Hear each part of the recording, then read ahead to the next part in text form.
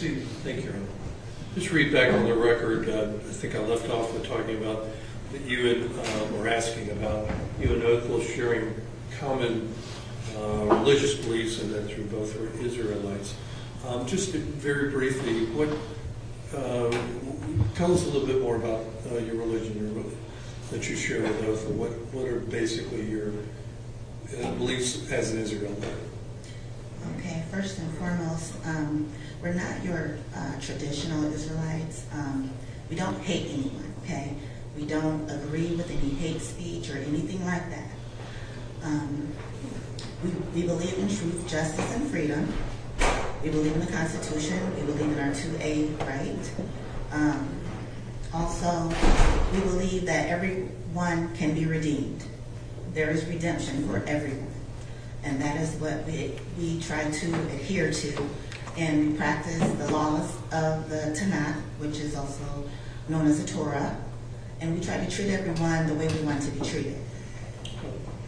And finally, we're here, obviously, for sentencing on Othel's behalf. And so what would you like to tell the judge about Othel and what you would be asking for their appropriate sentence to be? First of all, I do want to extend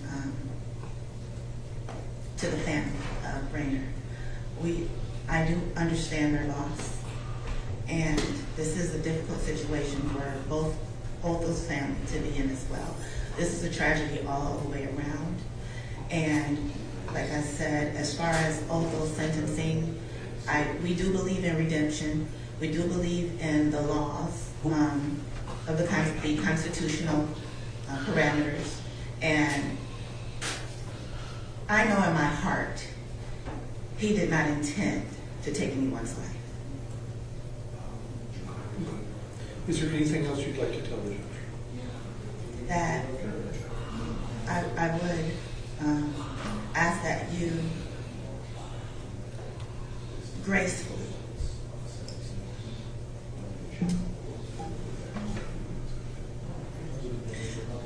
acknowledge the fact that his actions were not intentional. They were within the parameters of his rights, his constitutional rights as a human being, which he is. Thank you. I appreciate it. Thank you. Thank you. Call Esther Williams.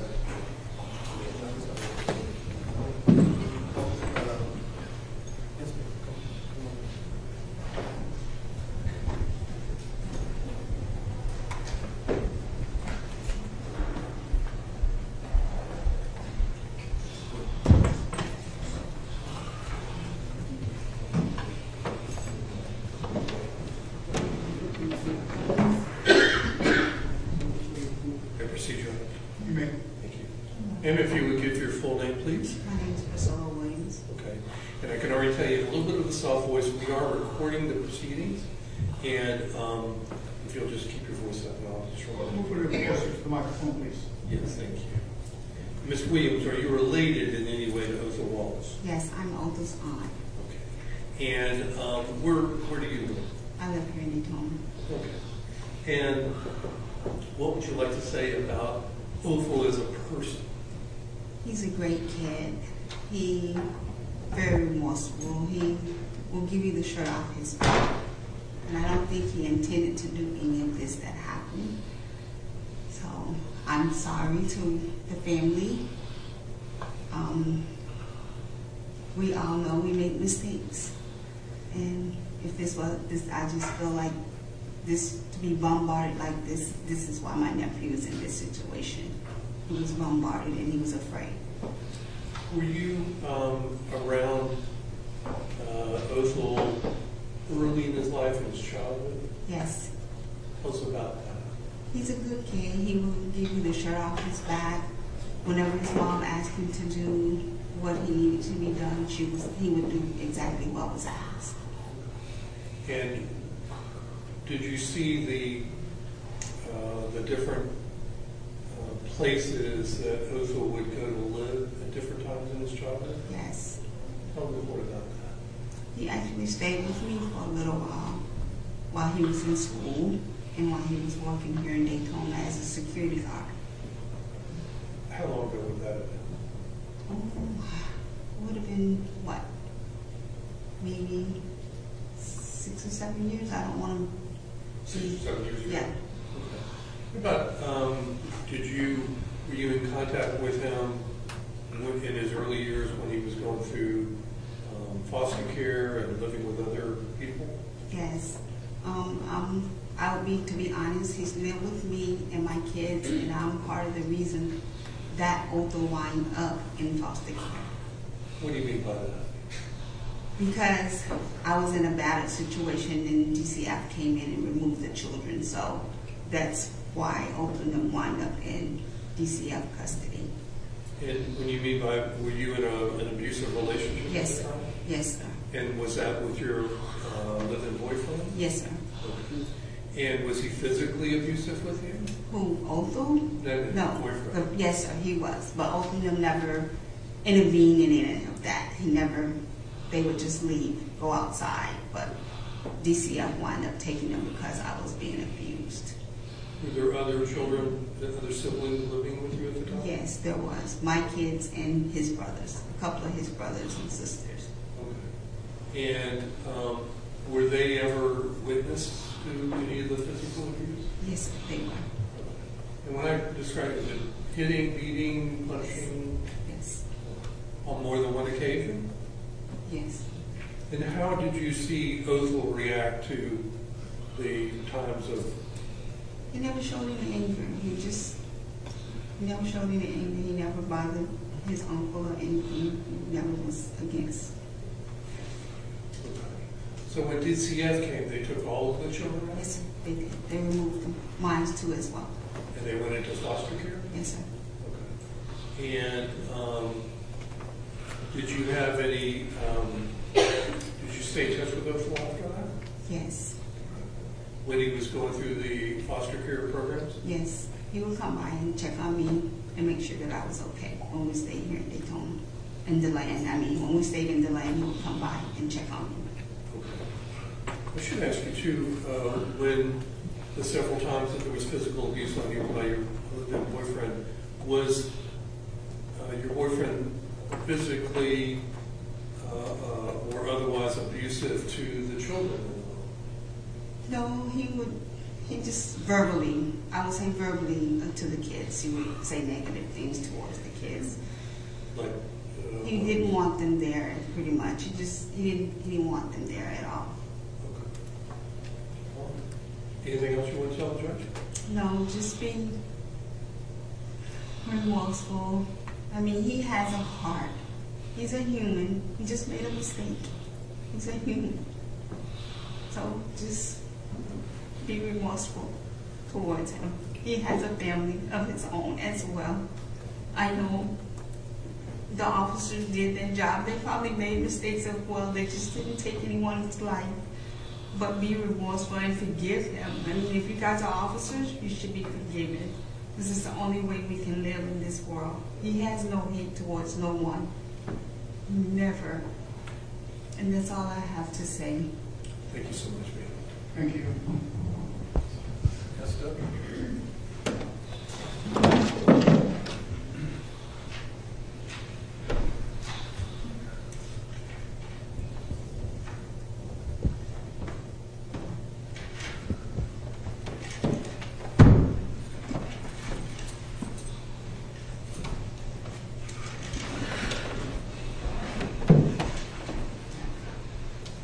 May I proceed, Your Honor? You may. Thank you. Would you give your full name for the record, please? S.A. Williams. All right. And are you related to Othel at all? Yes, that's my cousin. All right. And whereabouts do you live? In South Daytona. Okay. And families are different in some ways. Are you close to Othel? Yes, he's the brother that I never had. And what do you mean by that? We grew up together. So I'm the older cousin. I'm the oldest of my mom's kids. So I wasn't particularly in foster care, but I had aged out. So when they came and got my cousin and my sisters, I had just turned 18, 2 months into all of everything that was going on. So when Othel was being placed in foster care, you were 18 at the time? Mm-hmm. Okay, that's a yes for the record. You said what? That's a yes for the record? Yes. Okay. So, and did you stay in touch with Othel after that? Yes. I initially tried to get custody of my cousins, but I was told that I wasn't old enough. And I didn't have any parenting skills. Okay. How old are you now? I'm 38. Okay. Just turned 38. And have you stayed in touch with Othel as he had kids? Yes. And can you describe how he interacts with his children? Very loving father. Very respectable. I know people are saying like he's a monster and all of that, but I don't get that from him. And I'm sorry this happened, but you know, in that moment, you never know what's going to happen.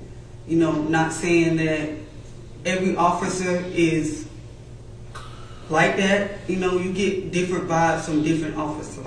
So, I mean, I can't say what he was in that moment, what kind of fear he was, you know, because I don't know. I wasn't in his brain that day. So. Okay. In the time frame before Othel was arrested on this, were you still in close contact with him, frequent contact? Yes. And still seeing him interact with his kids? Yes. And is there anything else you'd like to tell the court? I'm apologetic and I'm remorseful. This happened to your family. To both families, it's hard. So I'm not, you know, discrediting the Rayner family at all. But, you know, I apologize. My cousin hasn't said it to you. I apologize that this happened to you and to the fellow officers. So I'm just asking the judge just to, you know, he's had a hard life. You know, I watched my mother get beat. So, I mean, we all had a hard life. It's just the path that we choose, you know. So, I mean, not saying that it wasn't hard. It was hard. And, you know, it's just like you can't reverse it because what's done is done. But I just ask that you look at the situation on both sides, you know, kind of saying if the roles were reversed, you know what I'm saying? So it's like it's different. Okay. I don't have anything else. Thank you. Thank you. You call Jennifer, will you?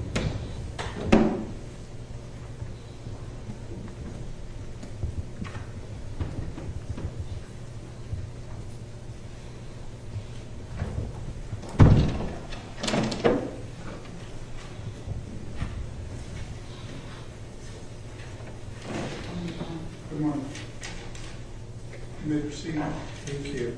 Would you state your name for the record, please? Jennifer Williams. All right. And are you Othel's mother? Yes, I am. All right. Let me get a little background, if I may, from you. How many children do you have? 6 boys and 4 girls. So 10 altogether? Yes, sir. And that includes Othel? Yes, ma'am. Sir. Sorry. All right. And where is Othel in the, I guess, the age pecking? He's the- middle, the end, He's the third from the oldest. third, fourth? From the oldest. Mhm. And so, where was Othel born? Othel was born in Gainesville, Florida. First and foremost, I would like to apologize to Raina's family. I do have to send my condolences to you all. I understand, you know, I couldn't imagine the pain, but I do understand. I'm sorry that it happened, and I hope you all heal properly. And my son is not a monster, and he's not a murderer. He didn't just go out to murder anyone, and he's definitely not a monster. So that was just an understatement. Othel is such a good father. He has 5 kids, and he takes very good care of them. Othel has not a prejudiced bone in his body, and he healed our family. He brought our family back together when they were all separated. Let me stop you there because I want to get a little bit more detailed information about his childhood. So after Othel was born, did he continue to live with you? Yes, me and my mother, Okay. For the record, who's your mother? Brenda Ann Williams. Is she still with us? She's deceased. Okay. And about roughly when did she pass away? August 31st, 2004. And for the record, who is Othel's father? Opal August. Is that Othel Wallace Sr.? Yes. And was his father active in Othel's life or the children's life? Well, yes, he was. We were off and on because he had several different women. So he would come through and, make sure that Othel had things that he needed and provided those things for him. Was his father in prison for some reason? Yes, he did have to go to prison. So he went to prison for selling drugs. Okay. And so for how long was his father out of the picture for that? About 7 years. And over the years, after his father got out of prison, did his father Yes, they continue to have a resumed. relationship? Yes, they resumed their relationship. Opal had gotten in a motorcycle accident and almost lost his life. He was in intensive care for a month, and he was in recovery for a month, to rehabilitation for a month. So he was in Central Florida, and his dad came up there. I stayed up there for the whole term, and his father came up there and bought all the things that he needed, like to bring his legs back together, the oils and salts, and And did there come a time when DCF became involved, yes. yourself and your children? Yes, when my sister had, my mom had passed, and I went off the rocket, I went to mental hospital, and my sister cared for my kids, Priscilla Williams, and it was domestic violence in the home, and they removed the kids from the home, Talking about domestic violence in Brenda's home? and Priscilla Williams' home. Now, were you having some drug addiction issues? Yes, I was. And My results turned into drugs after my mom died, and I was in a dark world. And did that addiction result in arrests over the years for drug Yes, it addiction? did. Yes, it did. Okay. And was that also, so let me back up actually. How old was Othel when he was taken out of the home? About 10. And did Othel go into, where did Othel go with that? He went to New Smyrna. He was in, he ran for a little while and he went to New Smyrna. And did there come a time when your parental rights were terminated? Yes. Okay. Mhm. Was that about the same time? Mm-hmm. And that would be for your parental rights to all your children? No, just to Oprah, Megan, Dion, and Simeon, Okay. and Jessica. All right. And so where did Othel go to live after they were removed from the He went to a children's home for adolescents. Okay. And did he stay there? Yes, because he refused to be adopted. He didn't want to be adopted, so he wanted to find me. He said that he was going to find his mother. And he had told the other kids that he would find the mother, find me, and that we would all be back together, and that he did as such. And so what kind of gap are we talking about? He goes in the foster care and we're- then he We're talking about when he was like 17. Okay.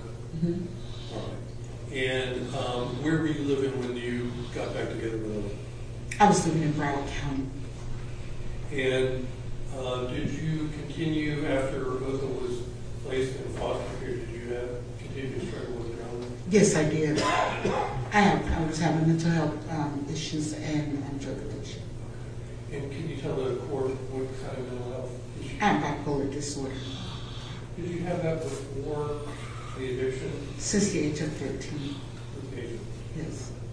And all right. And have you yourself recovered or in recovery from? Yes, I have been clean 18 months. Are you in a particular program for that? Yes, I am on the overseer of a sober living house Okay, and where's that? in Broad County. So now that you've, for lack of a better phrase, reunited with Oathful, describe the nature of your relationship with Oathful.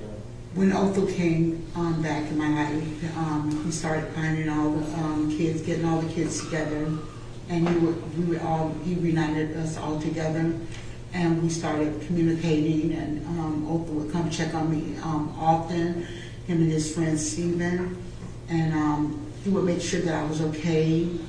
When I was in my addiction, he would always come and make sure that I ate. He would come to my house and make sure that everything was going smoothly in my house. Othel was just an overall good kid. He was very respectful. I mean, he doesn't have a hate bone in his body. You know, his life was saved. What would you like to say to the judge as far as sentencing, which is what we're here for? Yeah, I know the court is here, but I'm asking you, please, to have leniency on him so they can unite with his family. I mean, Othel's not a bad person at all. I don't know how this took place, but I'm very apologetic for it. Just please have leniency on him so that he can be home with his kids. Thank you. Thank you, Ms. Williams. And let me call Dion Washington.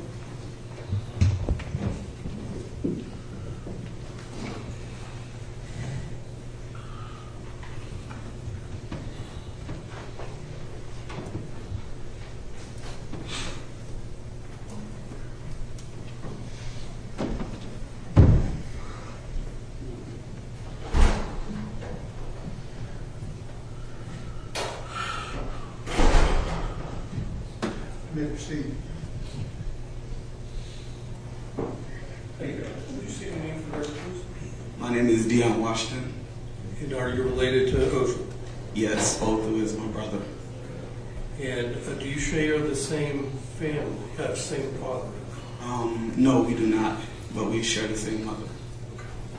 And where do you live? I live in New Smyrna Beach, Florida. I'd like to talk about, are you older or younger than Othel? I'm younger. I'm right underneath Othel. Okay. And you heard your mom testify about how many kids she's had. Is that accurate? Yes, 10 kids. Let's talk about your childhood growing up. So did there come a time in your life when, just before you were, let me answer this one, before you left the home with your mother, with your sibling, where were you living? We were living in Gainesville with my grandmother, and my mom was kind of in and out of jail. Was she having her drug addiction issues back then? I was too young to really notice. I just knew she was in and out. How old were you? I believe between like 6 and 8 maybe. Basically, all you knew is that she was in and out of jail. Back then. Yes. And was she gone for long periods of time? It would seem so. Maybe a year at a time, I don't know. So at that time, was it basically your grandmother raising you? Yes, it was my grandmother raising us, and Othel was pretty much a sidekick because he was very mature at a young age, and I don't know, like Othel always had a big heart, even when a lot of us failed to see it, you know. He always like helped her out, made sure everybody was fed. And I mean, from a young age, I kind of noticed that he sacrificed a lot for the younger siblings. So who were your other siblings living there at the time? It was me, Megan, Othel, Ali, Simeon. I believe that's it.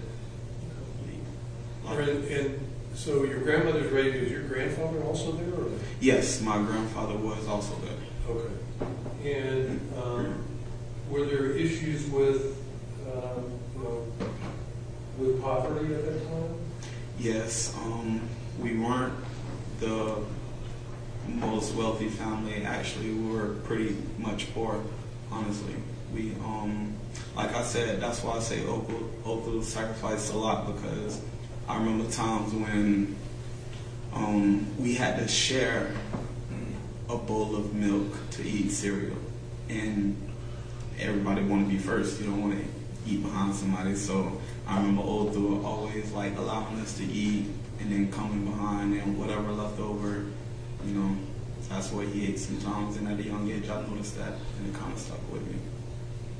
Was that poverty situation, the food issues, did they continue for some period of time? I would say yes, it would be the whole period of time we were with my grandmother, because, you know, she had, you know, 4 or 5 kids, and then she had her kids also, and so it was a lot of us in one household, and I don't believe she had a job from what I can recall. So Do you remember if your mom was working, or she was out of jail? I do not recall any working. And then what happened to you when you were removed from that? Where did you go? From Gainesville, we moved up to Daytona with Priscilla, our auntie, and that's where we went through getting into foster care through like domestic violence against Priscilla, you know, and you know, in some cases when he used to get into it with her and put her outside and go to yelling and getting into it with us. Who was I believe his name was Glenn. Okay. Yes.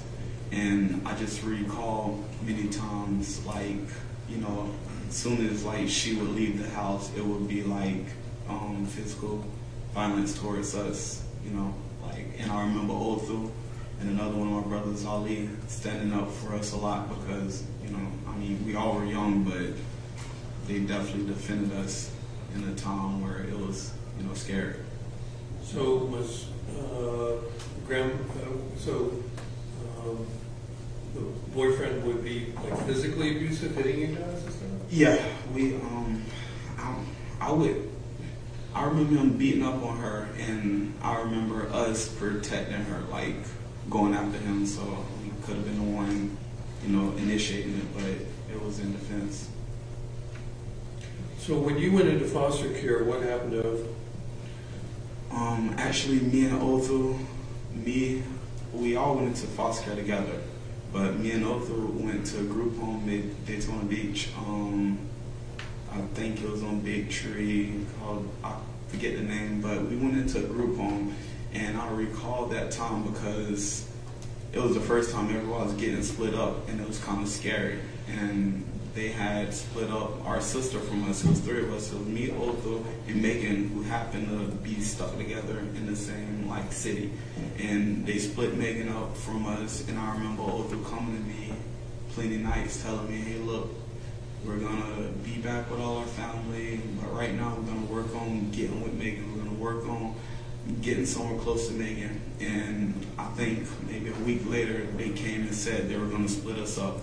And I remember Othel, like, in a way, kind of losing it, because, you know, like, we were losing everything. Like, there's 10 of us, and at that moment, we're all getting spread apart. And I don't recall what happened or what he did, but I remember them keeping me and Othel together, and then somehow they put all 3 of us in the same household. Like, and I believe that was in results of Othel, like, stepping up and, you know, trying to help us as a family. Now, eventually you guys were not reunited with your mom? Yes. Actually, when we reunited, every time it was through Othel. Like, we even had siblings, little brothers and sisters that got adopted out at a very young age and kind of disappeared because the parents didn't want them to know us as a family, and they wanted to take on that. And Othel happened to be the one to do a lot of research and somehow found everyone besides our last sibling. I kind of got off track if you want to ask that again, but I just remember so. So about how long ago did you guys reunite? We reunited maybe I want to to say 2013, 14, we reunited with her. We moved down south. Otho never moved down with us, but he was the one bringing us back and forth, picking up people, taking them, bringing us things. So you continued to have frequent contact with your brother after that? Otho? Yes. Yeah, no getting rid of Otho. He was in everybody's life. That's why he was in so many different states, city. He just always loved family and loved doing for people, so he was always making the initiative to call, to speak to us, to keep us a loving family when it was hard. My whole life, I struggled with that. I'm not very well with like my family to this day because I choose to be alone when he was a person that would get me out, you know. Now, have you seen Othel interact with his children? Yes. I got plenty of pictures of him bringing his kids over to see my kids, and they would play, and they love him to death. Yeah, every time I see him, actually, he brought the kids over because I have kids, and that's how we connect. And would that interaction that you witnessed continue up to closer towards Othel's arrest? Yes, I would even say weeks before. Now, obviously, we're here about sentencing for Othel. Would you like to tell the court your thoughts and recommendations for Othel's sentencing? I would like to say sorry to the family. I can imagine what y'all going through. It's tough for me. Like, I love every individual in this world, and I feel a different, like, sadness for the situation because I'm a very understanding person. I definitely look into both sides before I make a judgment, and it's a tough situation. And very sorry, very sorry. Anything else? Yes, I would like to speak to the judge, and I would just like to say, I feel like you're in this position for a reason, and you're gonna listen to everyone in this courtroom, regardless of what you believe. You're gonna make the right decision, and I know my family, and I will hope the other family is gonna accept and respect you for your choice. And God bless. Sorry, we're here today. God bless. Thank you. That's all I have, Judge. Thank you.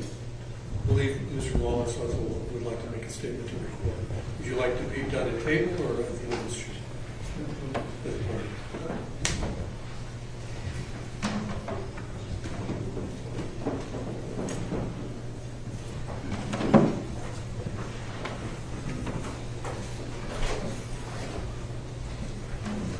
How you doing, Your Honor? How you doing? Your Honor, first and foremost, I would like to take this opportunity for the first time I had to address the Rayner family and just to let them know that, you know, I certainly understand that this is a situation that was very unfortunate, and I couldn't feel the pain that they felt for the loss that they have had through this situation. What I can say is that, you know, I too am a parent, so I share the common love and understanding for a child, no matter the age. I know Mr. Rayner was older, but that doesn't dispute the fact that he was somebody's child, brother, friend, family. But I just wanted to let them know, I send them my deepest condolences. And this was not an action that was personally egregious to them as a family or just him as a person. I didn't get to know Mr. Rayner until after the fact. As you've seen in the video in the trial, we had mere seconds to find some understanding, and unfortunately we never came to any understanding at all before this whole situation transpired. But I just want to say also, you know, it's very humanly for them to feel everything that they feel, because, you know, I would feel the same feelings that they have if my child was lost in a situation, or just it was an unfortunate series of events that took place and cost my child their life. So if I could look at them, I would, but unfortunately I don't want to cause any disturbances in the court. But I just want to say that I do understand that their emotion, and I do, although it's not in my favor, character favor, I do respect the way they feel about what's going on. But I also want to reassure them that I'm not a monster. You know, I'm a citizen of this country just as they are, and just as every individual in here is. You know, that day I went to work just like I would any other day, you know, and I was just coming back home, winding down, and I had no understanding. I had no explanation as to why I was in this situation that came to me, you know, in the manner that it did. And you know, if I could, you know, live the situation twice, obviously hindsight is 20/20, and I could do something different. But in the moment, you know, the fear that I felt is what generated the reaction. And I just, you know, I'm sorry that it happened, but at the same time, Judge, I want to be human about it as best as I can, and just get you to understand that people have the obligation to protect themselves. And Judge, you are an elected official. You are afforded the opportunity to be protected by those who work for the establishment. I, as a citizen of this country, am not afforded that same opportunity to be covered by protection of anybody in the establishment. So as a person, I get to embrace the Constitution, and what comes with that is responsibility for self-preservation and to protect myself. And that responsibility falls on me in every situation. So I just want you to understand, you know, Judge, that that is what took place in that moment. Is just, you know, me merely protecting myself from the you know, the misunderstanding that was brought to me. You know what I'm saying, Judge? So I just wanted to make sure I convey that properly. I'm not sure I understand. Well, okay, if I could put it in this way, there's nobody that's obligated to protect me if I'm sitting in my car in a night like that. You know, there's nobody immediately is going to react to me besides me. There's nobody that can calculate what I feel and what I come to understand as a threat. So, for instance, if somebody made any act towards you, these individuals standing here today will immediately take the protective role to preserving your life. In the night I was approached, Judge, I didn't have that situation. I didn't have anybody there that would have protected me. It was dark. I was sitting in my car. I didn't understand what was going on. I wasn't doing anything wrong. So when I was aggressed in the manner that I was, I took it upon myself to protect myself in the moment, you know. And like I said, if I could live the situation twice, which I know I can't, but I would. Now that I'm seeing, there would probably have been something I could have done different, you know. And I sit in my bunk since I've been in jail the past 2 years and change. I sit all the time and reflect about all the things that could have happened, and you know, in the time that it did, and what I could have did different. And the hardest part I have understanding with is how we just couldn't get an understanding. Like, you know, we couldn't. I asked multiple times, like, what's going on, trying to just get some inclination as to what is happening with me. And you know, that lack of communication between Rainer and I just it equated to fear in the moment. It really did, and that's the best thing I could give you to explain my reaction. As far as, you know, the situation with the social media, things was happening in the country at the time. And like I said, I'm one of those who are expressive, and I made some choice words that I never intended to act upon, Judge. I have a very normal life, very productive life. I have children, and I was outside of my house where 2 of my children lived, where my girlfriend at the time was waiting for me to come home. I had just came back from seeing one of my other daughters who was at her house with her grandma.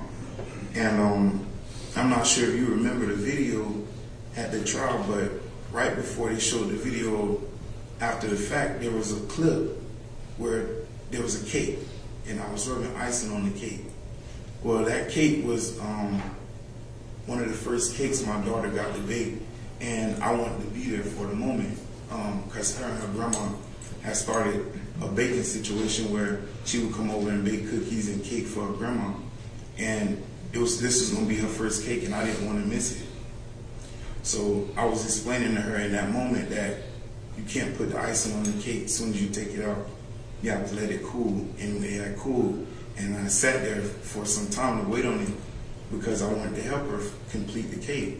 And I had returned home after that. So that was kind of the situation of my day after I got off work. And I was just kind of unwinding and just relaxing when I found myself in the situation with Mr. Renner, and I was very surprised to be encountered like that because I had never dealt with that before. You know what I mean? I had never been in a situation where, I was approached in that manner. I always was approached like, hey, sir, I'm such and such, I got a call, if you just, whatever. And I got, some understanding of why this situation was happening. And Judge, I just want to say to the Renner family again, the anger, the sadness, the frustration, the anxiety, depression that they feel from this situation. I totally understand it. I totally understand that.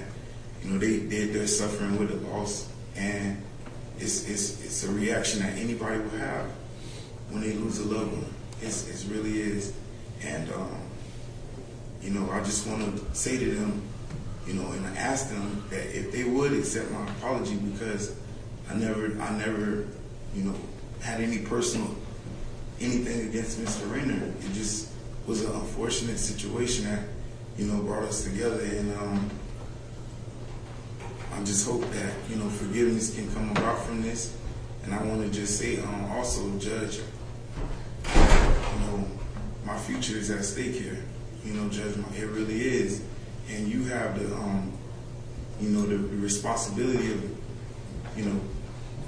deciding if I have freedom again or if I have to have a lengthy time in prison.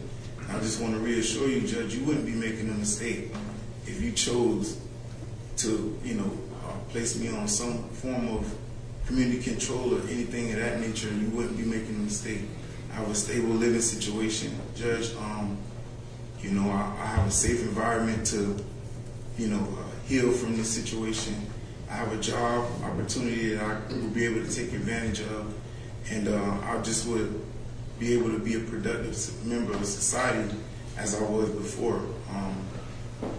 Please take into account, Judge, that I'm not a convicted felon. I've always tried hard to, be the best person. I've grown a lot over the years. Even with my history of minor mistakes, I've taken the opportunity to grow and develop as a person, as a man, as a father.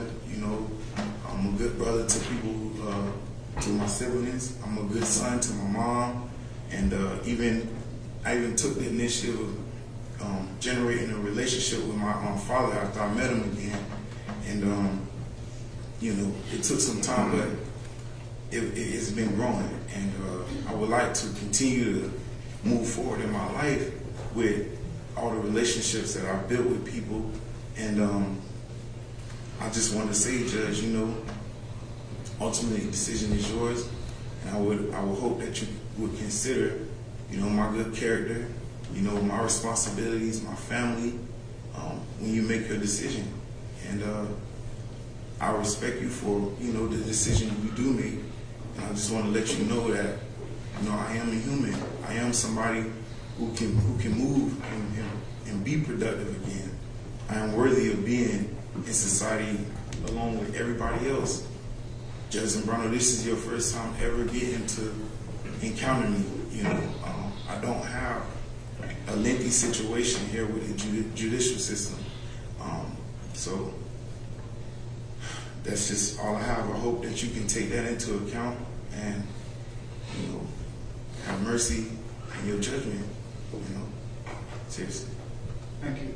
Thank you. You can see. That would include the witness testimony. Okay, as far as argument, you get to go first and last. Judge, there is a pending motion for downward departure. This would be the time to argue that.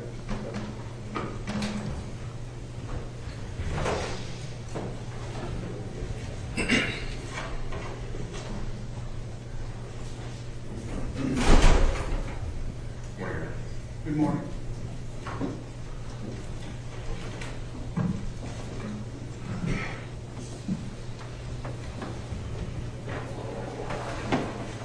I want to address the court and address everybody in this room and start by commenting on the fact that we don't make this motion lightly. We understand the sensitivity of the law that we are arguing here. And what I would urge the court to consider, and I hope that read through the words on the page of the motion that I filed, but the sincerity and the credibility of all of the statements that we've heard in support of Officer Rayner here today, accepting those as true and accepting all of the wonderful things that Officer Rayner did in his life, and still giving weight and consideration to the merits of our legal motion and the fact that the case are not mutually exclusive. What we would urge the court to consider, and what we fully acknowledge, is that the court has to make a totality of the circumstances finding here. What we would encourage the court to do is be centered upon the facts of the case and the verdict and what is at issue on the night of June 21st, 2021.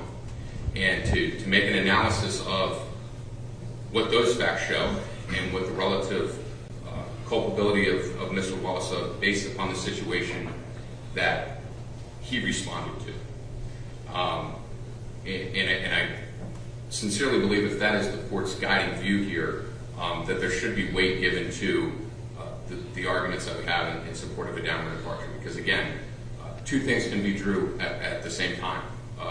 Officer Wallace can be a great person, a great friend, a well-intentioned officer, yet there could be a situation, just as the one that leads us here today, where tragic situations coalesced and Mr. Wallace was placed in a situation to respond to something that he didn't have to respond to. And I think that is the essence of our argument here. The legal framework, as I'm sure the court is aware, but just to provide a segue, is that the court must make a two-pronged analysis in evaluating intent for a motion to downward departure sentence. First, has the defendant sufficiently identified a cognizable downward departure scenario? We believe that we have. We've identified one that's clearly set forth in the statute. The court must consider in connection with that whether there has been sufficient evidence presented. I would point to the court that 921.002 subsection F commands the court to view the sufficiency of that evidence with a preponderance of evidence standard. And as the court has afforded great discretion in sentencing, the court could certainly find that a statutory basis has been presented to the court, that the facts presented are above a preponderance standard, but yet the court is not in a position to exercise discretion in favor of that downward departure. So foremost, Your Honor, we point to the facts of this case, which we believe, beyond a preponderance of an evidence, show that there was an impact and an initiation of this event that was started by Officer Rayner. And that would be true whether Officer Rayner had color of law justification or not. I think we have to start at a baseline and say that Officer Rayner was the person that approached Mr. Wallace.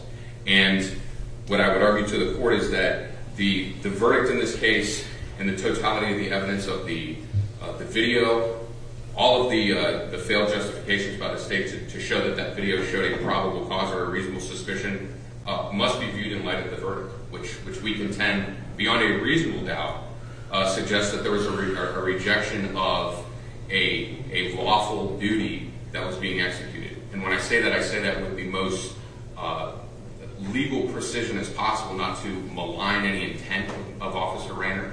I think that two things can be true at the same time. That again, Officer Rayner could have had a well-intentioned but perhaps overzealous desire in contacting Mr. Wallace, or he could have had a nefarious one. I think that it's completely irrelevant for the purpose of our argument here, where the argument is the law allows the court to take into consideration, does the actions of a victim, good, bad, or otherwise, play a role on the defendant's state of mind, the situation that the defendant was placed in, and the defendant's response to that situation, and to what degree the defendant asked for, participated in, or deserved the situation that the eventual victim set in motion. And what we would suggest to the court, that is, even if in the alternate reality we would ever find, the truth of what was going on in in Officer Wallace Rayner's mind that night, I think the court is quite constrained to the verdict, which a verdict of manslaughter without any finding of a lawful duty, and then the rejection of many forms of murder that would have had to make a finding that there was some lawful duty that was being performed by Officer Rayner. And to that end, the state took great time and great pain in trying to present theories of a stolen vehicle, of marijuana use, of perhaps a diminished expectation of privacy due to Mr. Wallace being in a high crime area. All of those were vigorously vetted on cross-examination and argued in both parties' closing arguments, and we're left with a verdict which we contend it rejects the fact that there was a color of legal legitimacy to this encounter between these two. Assuming that I accept your argument and just assume that Officer Rayner's actions were illegal, Yes, sir. are you saying that justifies your client's use of deadly force? Your Honor, I think that it, as I've cited in the motion, as is recognized by case law, that there are situations where, foremost, well, just talk about this case, I believe it's the Ty Van Lee case, Your Honor. And in that case, there was a second-degree murder conviction, and it was kind of the classic law school scenario of the victim is an initial aggressor attacking the eventual defendant with a hammer. There's a confrontation. The defendant leaves and comes back with a gun and unfortunately shoots the victim in the case and gets convicted of second-degree murder. And the parallel here is that the court recognized in the Ty Van Lee case, the statute recognizes that when there is a situation that is thrust upon a defendant, that where there is provocation, where there is a violent encounter, that should be accounted as to what that does to a person's state of mind. And as that case recognizes, as several of the cases that I said in the motion recognize, even if there is a rejection by the jury of a self-defense ground, which has not been presented well enough to provide complete exoneration, there can still be a finding towards mitigation that there's a lesser degree of culpability than deserved under the sentencing guidelines. And to answer your question, Your Honor, that's where we're coming from, which is we too are confined to the jury's finding. And the interpretation of that is simply put as possible, I think, an imperfect self-defense. So I don't mean to dodge the court's question, but I think there's a nuance there in determining whether illegal force, whether deadly force was justified is not the spirit of our contention. The spirit of our contention is Mr. Wallace was put in a situation where he had a reasonable fear and a reasonable belief that something was going to happen to him that was undeserved. And there was physicality involved with that. And there was certainly some degree of force that, under the law and under the facts, that was appropriate in that situation. We stand by what Mr. Wallace said in terms of his testimony as to why he felt he needed to do what he needed to do. But I think that the court can still find a downward departure, even if it makes a finding that deadly force was not appropriate. Some force was appropriate. Perhaps the court would make a finding that he used force in excess of what was required. But that is the essence of our legal ability to ask for mitigation in that situation, is that there's a lesser degree of culpability when one responds with force in excess of what's appropriate, if that is a pure response to a aggressive initiation of something that they didn't ask for. And that's the essence of our claim. That's what we argued about very hard for in the trial, with lots of legal machinations and all, is that, what is the state of mind of a person who is innocently sitting in their car and they are interrogated, they are touched, they are grabbed, they are jostled, they are not provided information about the reason for this encounter and eventual detention, they start to walk away. And that's what we're asking the court to consider, is that even if the court were to say, well, look, you're convicted of doing an intentional act, manslaughter, you used a firearm, there's all of this backdrop of the evidence. At the end of the day, the universal truth is that Officer Rayner made physical contact with Mr. Wallace prior to Mr. Wallace making any physical contact with Mr. Rayner. And the undeniable last clear frame in the Brodie-Moore camera shows Mr. Wallace walking away from Officer Rayner with a tight grasp of Officer Rayner's hand on the back of his clothing. The video is the best evidence. I saw the video ad nauseum. Okay. And Mr. Wallace responded to that situation as he did, and it is all around a tragedy. The verdict demonstrates that the death of Officer Rayner was not by virtue of any maliciousness, any premeditation, any depravity with respect to his actions, but that he acted he did an intentional act, not intending to cause the death. And I think that his testimony, the evidence, especially the way that the physical evidence manifested, showed that this certainly was in line with a panicked, fearful pull of a weapon. And I think, as the jury found, he pulled the triggers too soon, that this is an imperfect self-defense, Your Honor. So we would encourage the court very intently to make consideration on what effect sitting in a car, not doing anything wrong, and having this situation be thrust upon you would have on your state of mind, and then reflecting on that, as opposed to, I think, a more legal question of whether deadly force is appropriate in the situation. If deadly force was appropriate in the situation and was found by the jury, then the verdict would have been not guilty. So I would like to defer the rest of our closing comments to Mr. Shoemaker to sum it up, but what we are asking the court again is to acknowledge the fact that we have presented a statutory basis for a downward departure. We believe, again, more specifically, that the verdict in and of itself satisfies the preponderance standard by virtue of the jury essentially rejecting the lawful duty prong that was set forth in several of the more serious offenses. Because that verdict was a rejection of the lawful duty prong, there must be the undeniable fact that there was, at the very least, reasonable doubt as to the reason for the stop.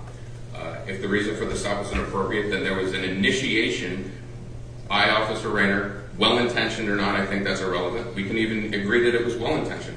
The fact of the matter is, Mr. Wallace was not sitting in his car engaged in criminal activity with an expectation that he would be confronted and have to deal with a law enforcement officer due to his own criminality. And because of that situation, Your Honor, we believe that there should be some significant consideration that his level of culpability under this circumstance is diminished by virtue of the tragic coalescence of all the forces that came into this case. Thank you. Mr. Shoemaker.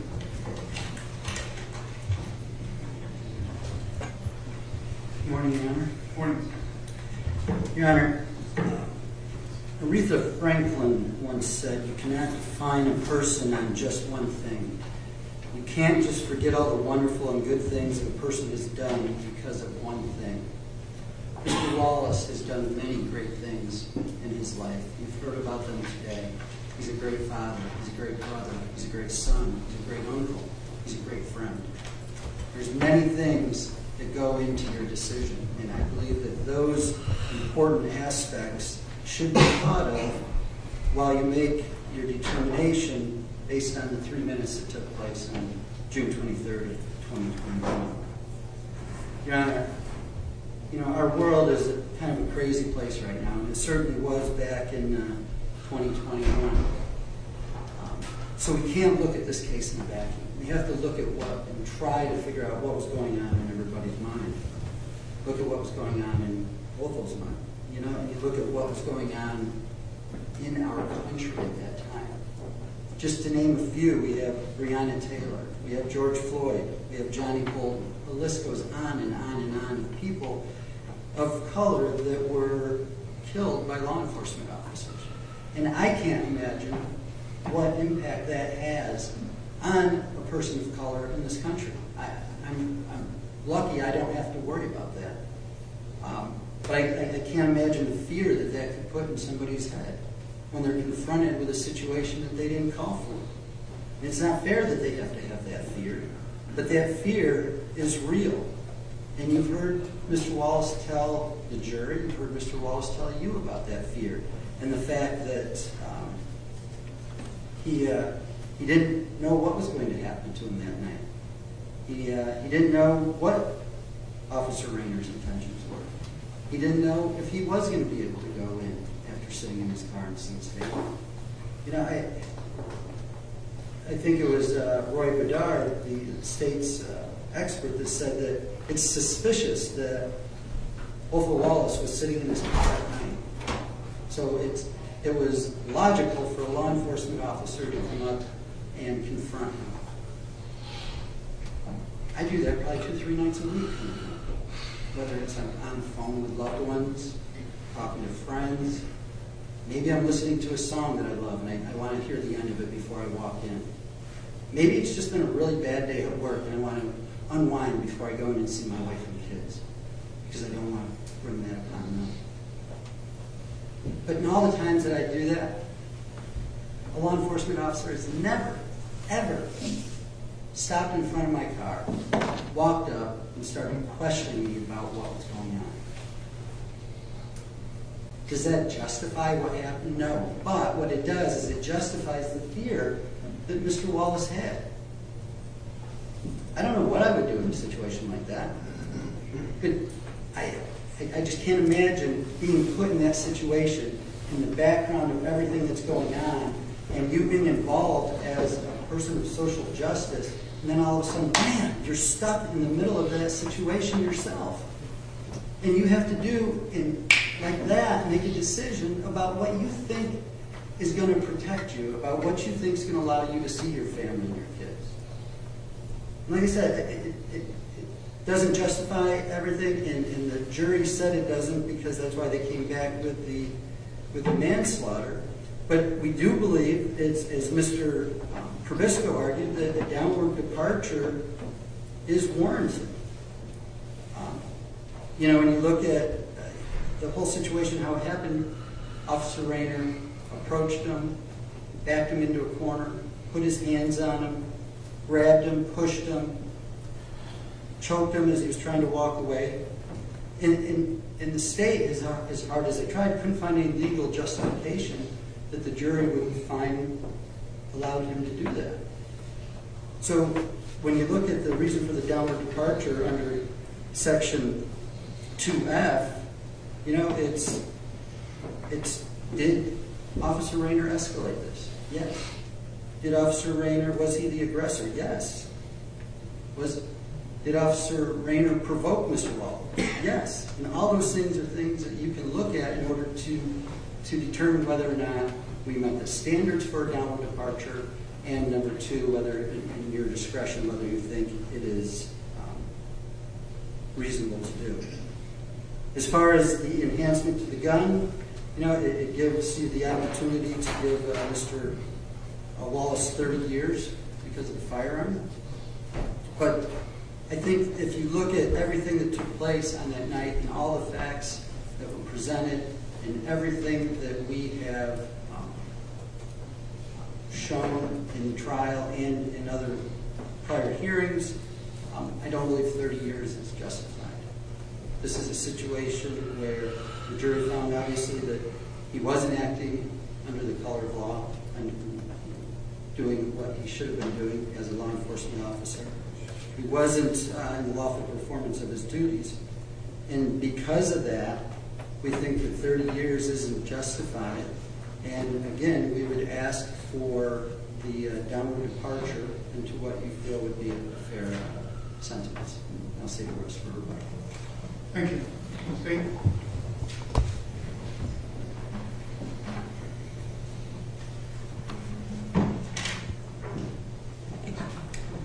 Your Honor, excuse me.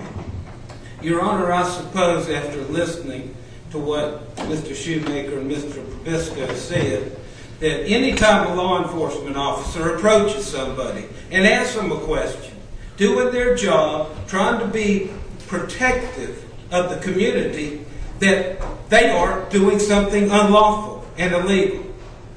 Officer Rayner was working that night. His mission was to protect the community.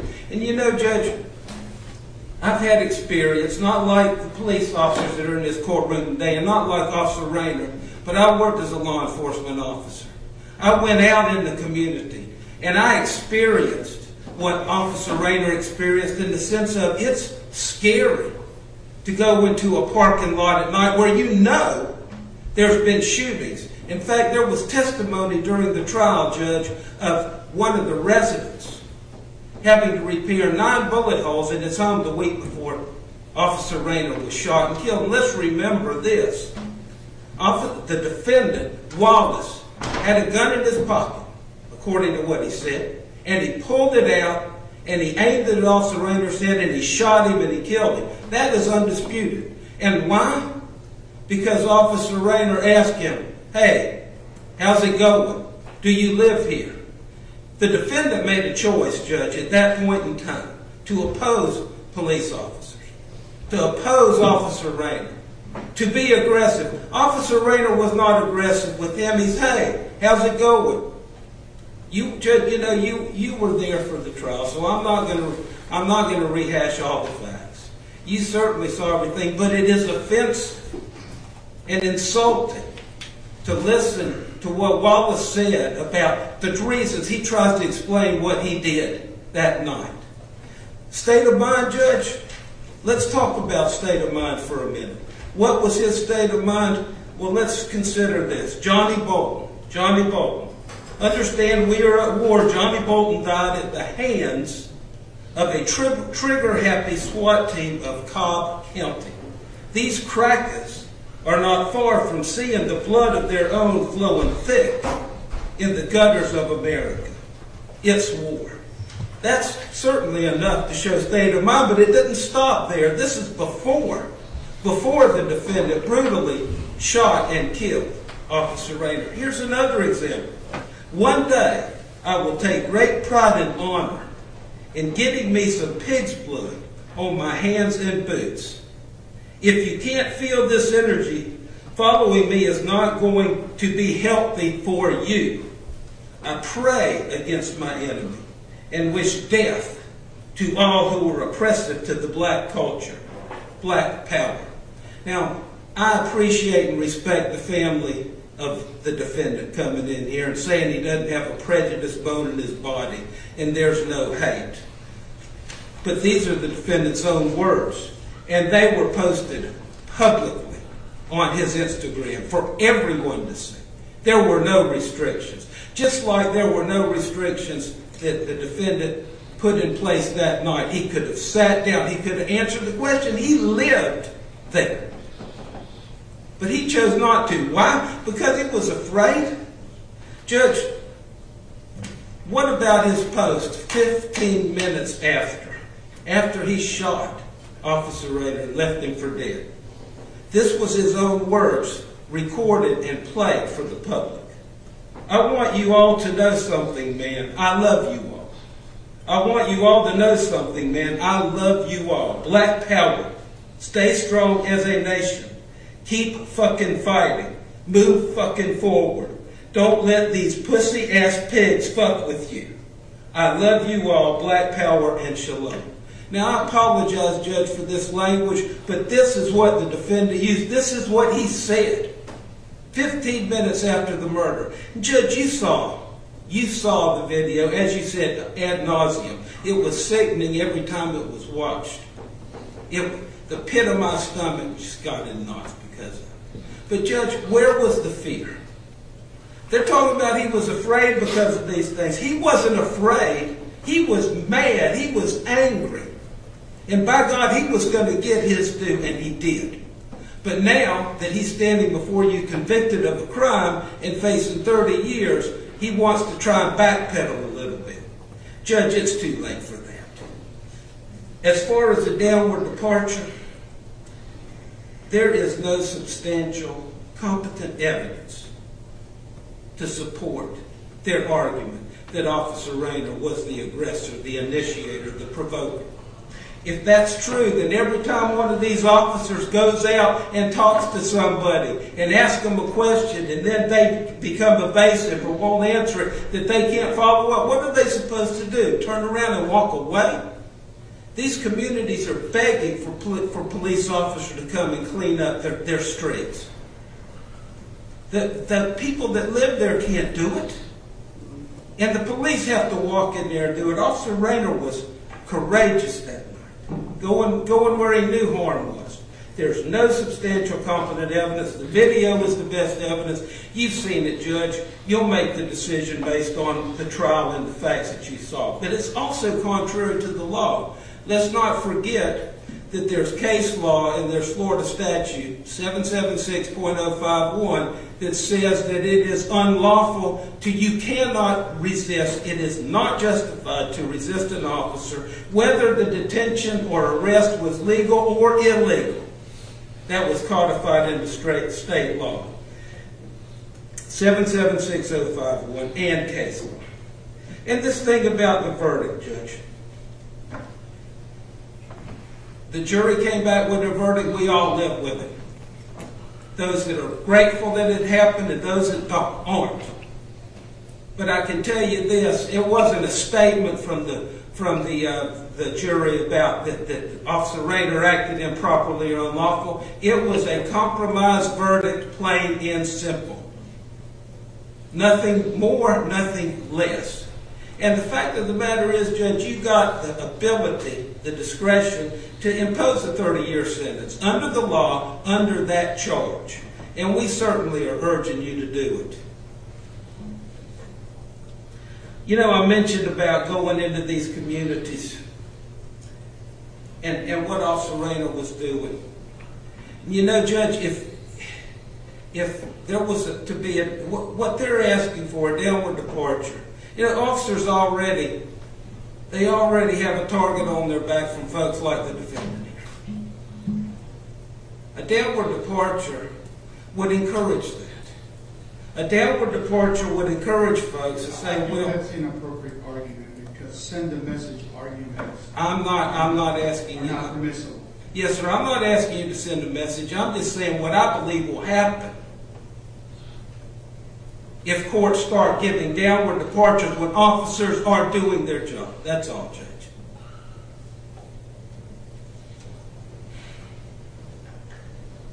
I have to go on the record and say that I have to disregard your argument because it is a send a message. Yes, sir. Type of argument. Yes, Feel sir. free to believe that, but I cannot consider that. Okay. Legal. The defendant, Judge, had 17 prior misdemeanors. Talks about he'd never been in that situation before with law enforcement. He was arrested on those charges, Judge. He was taken into custody, and not once did he resort to violence or force. It does. Additionally, Judge, some of those charges involve firearms, a 9mm, in fact. He was initially charged with an ag assault, and one of those allegedly pulled it and threatened folks with it. When the police arrived, they found the gun in his possession. They took it. This There's been no evidence or something. He's testifying in a document that's not before the court. The prior history is before the court. It's part of the pre-sentence investigation, the prior history. So, Your Honor, what I'm saying here is that he possessed those firearms. He was convicted, or he pled to improper or reckless display of a firearm, improper exhibition. He was charged with domestic violence 3 times. Judge, I'm going to object to any case that he would charge the court to dismiss, the court cannot consider it. There in the PSI that he was arrested. I'm not entitled to consider things that he was not convicted of. Yes, sir.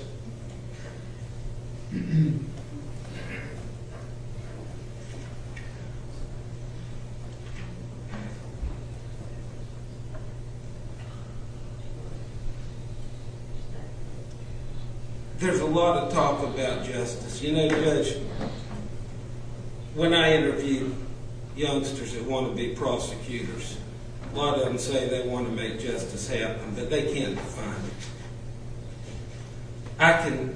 My humble opinion, what justice is in this case, justice is accountability. The defendant has not, he has not accepted responsibility for what he's done.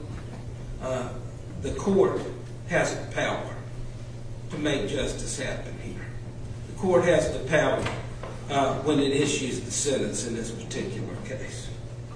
And Judge, justice equals accountability, and the defendant needs to be held accountable for what he did.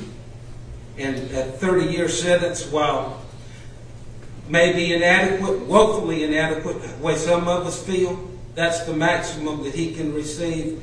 And Judge, with all humility, and with all sincerity, I ask you please to impose the maximum sentence in this case.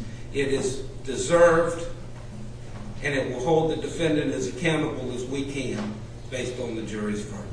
So thank you, Your Honor. Thank you.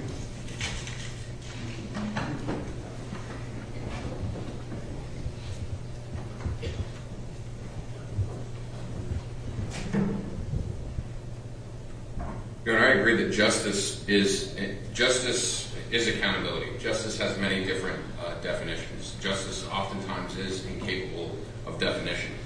There's no statutory case law definition.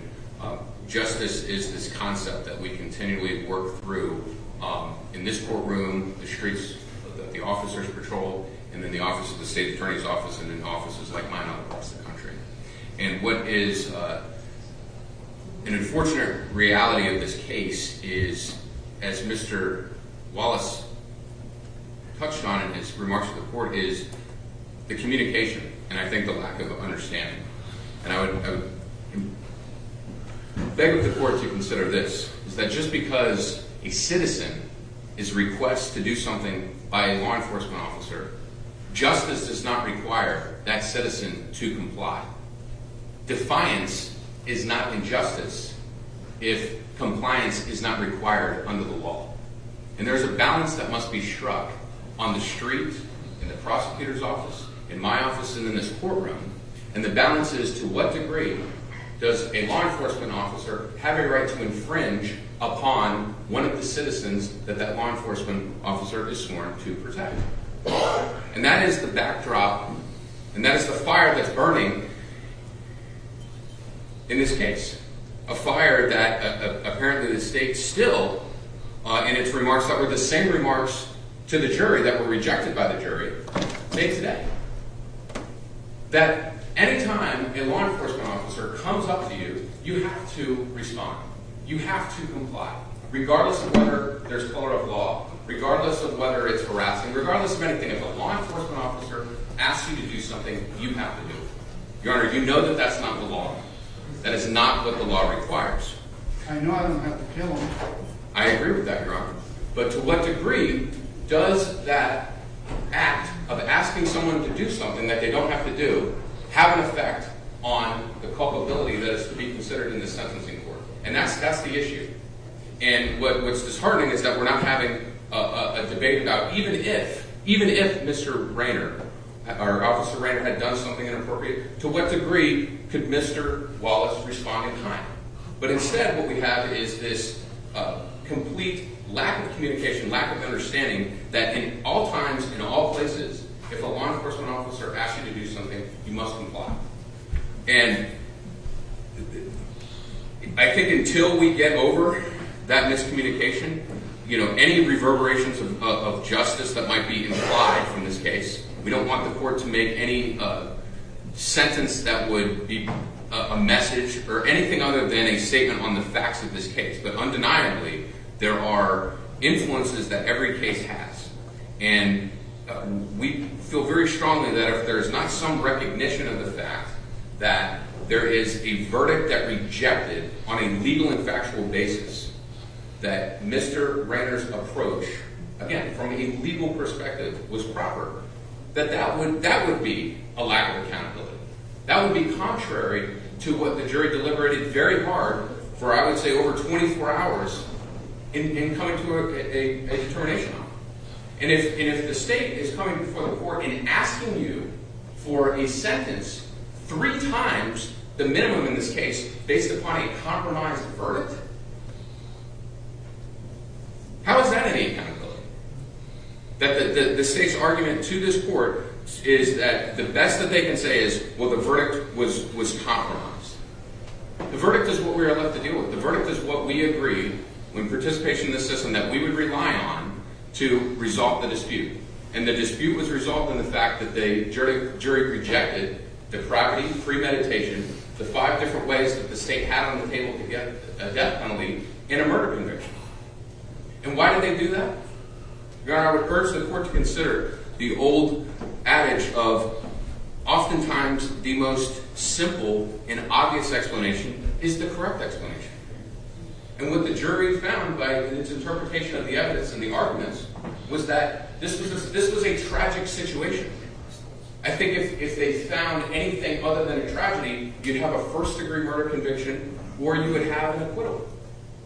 And when I use the term tragedy, I use it to insinuate that, sure, there are actions and fault and intent that go on both sides. But we're considering a tragedy. There are situations and influences on both of these 2 individuals that implicitly, in the background or otherwise, that came together and caused the event. And I think that those backdrop issues, society at the time, an officer should be keen in that neighborhood. He should be proactive towards looking and identifying potential threats. But there's also a balance. There's also accountability on both sides.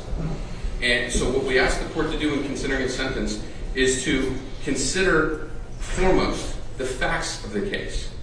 What constraints are aligned because of what the jury found? I think there should be there's an insignificant amount of emphasis that the court should put on the social media. Because if the social media had an effect on state of mind, then why didn't we have a penalty phase? We didn't have a penalty phase because the jury made the finding that those were not proper to consider in the state of mind on scene on June 21st. So again, what has the state argued in the court? I disagree. I disagree. I think the court can look at the entire picture, including what was presented during the trial, and making its determination in sense. I think you should, Your Honor. My comment on the social media is that we would request the court give it a little weight, Your Honor. We'd ask the court that you give it a little weight. I agree that you can consider all of the evidence that was admitted at the trial, and ultimately it's your discretion in interpreting that. What I am urging the court to consider is that if that evidence might be a window into Mr. Wallace's mind at the time that those posts were made, I think it needs to be considered against the backdrop of society at that time, of Mr. Wallace's life, of the fact that he is speaking, whether he is objectively reasonable in saying that or not. I think the experience of someone in Mr. Wallace's demographic and venting in that way, he had a righteous message and he had a poor way of delivering it. And that is where we want the court to consider that evidence. We argue, We understand you have discretion, but we argue that had that evidence played a significant factor in the deliberations, he would have been convicted of a higher charge. And when you couple the verdict, the social media evidence, and the actual evidence at trial, we believe that there should be significant consideration to the fact that Mr. Wallace was placed in a situation to respond to something that was undeserved for a response. He shouldn't have been in a situation where he had to be subject to interrogation about his whereabouts. He shouldn't have had to be in a situation where he was touched and forced to sit down in his vehicle. Now, certainly on the flip side, I could argue to the court, pragmatically speaking, should he have just said where he lived and made a complaint? Sure. Would that have changed the outcome? I don't know. You don't know. Nobody knows whether that would have changed the outcome, what Rainer would have done in response, what Mr. Wallace would have done in response. But the fact of the matter, I think if the court is looking at justice and considering accountability and considering all of the things that it should, it's forced to wrestle with that very difficult question. To what degree does a person have to comply if the law doesn't require it? And to what degree is that non-compliance a degree of culpability? And, Your Honor, Mr. Wallace's response was what he believed he needed to do as a matter of self-preservation. We understand that the jury rejected an outright exoneration of Mr. Wallace's actions, but it certainly upheld, to a large degree, some semblance of support for the reasonableness of fear and the reasonableness of him responding in some way to the situation that was created by Officer Rainer having contact with Mr. Wallace that night. And that's the spirit of our plea to this court. I make no excuses in the sense that Officer Rainer did what he did and he deserved to die, or that things, if you could operate in another universe, could have been handled differently. I come to the court to ask for significant consideration on the state of mind that was influenced by a situation Mr. Wallace didn't ask for, about the fact that the state has presented to you the same arguments that were rejected by the jury. And as we trust the court will do, to make an independent decision, not swayed upon or not pressured by any outside influence or anything other than the facts of this case in which you've heard during the trial and the sentencing, Judge. Thank you. Will each side stipulate to the credit 847 days is my best calculation as a total credit? Yes, Your Honor. Yes, Your Honor. Okay, the defendant will receive 147 days credit. You can come up to the podium, Mr. Wallace.